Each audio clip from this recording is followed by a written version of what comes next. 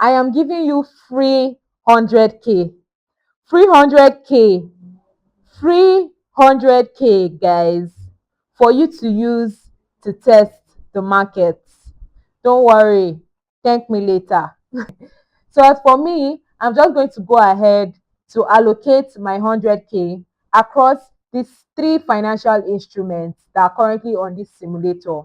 I'm going to be allocating 10,000 naira to the stock market, 80,000 naira to cryptocurrency, and how much do I have left? I have 10,000 naira left.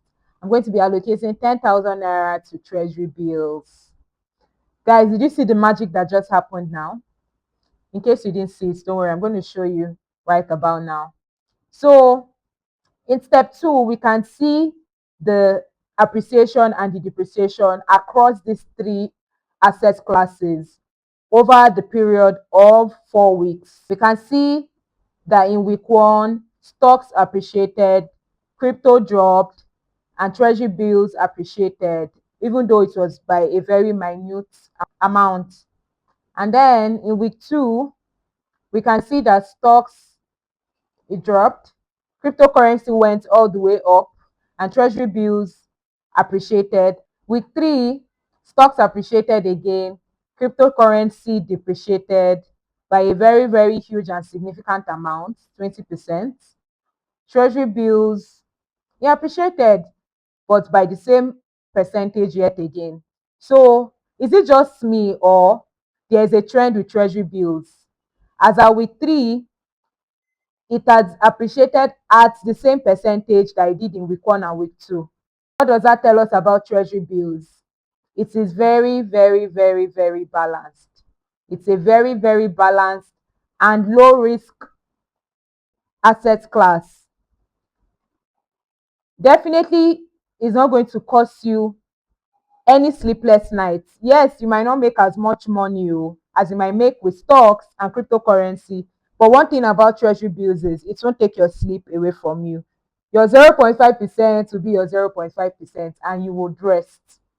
So this is week 4. We have a 1% increase in the stock market, a 10% increase in the in the cryptocurrency market, and 0.5% again with treasury bills.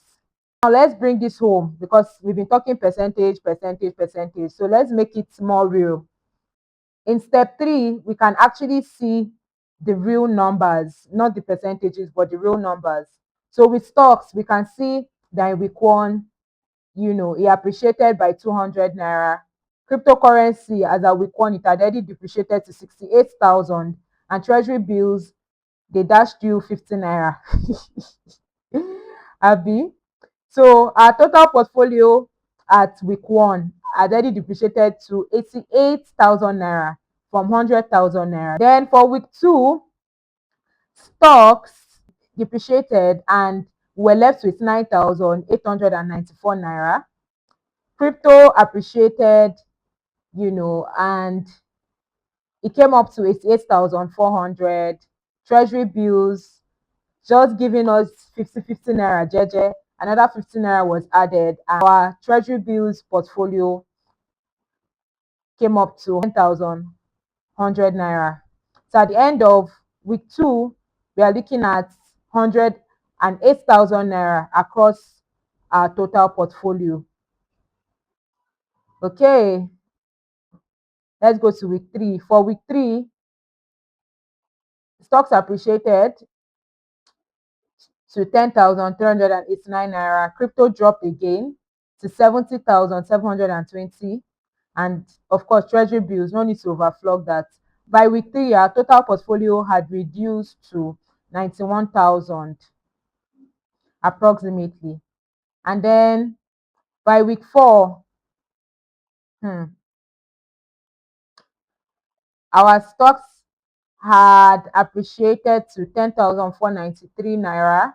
Crypto, they appreciated to 77,792 naira. Of course, I'm saying appreciated by the time you compare it with what it was in week 3. And then for treasury bills, it gave us our 50 naira for the week again. But as we can see, By week 4, our total portfolio had actually depreciated to 98,486 naira.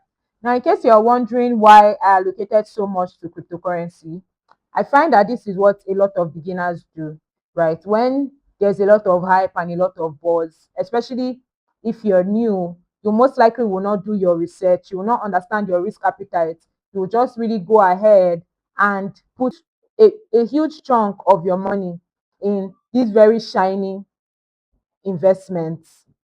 Now, does this mean that cryptocurrency is a bad investment? Absolutely not. A lot of people have made billions and zillions from cryptocurrency. So I'm not here to undermine the impacts that it can have on your portfolio. However, I think my point here really is for you to understand your financial goals, understand your risk appetite, and then invest accordingly.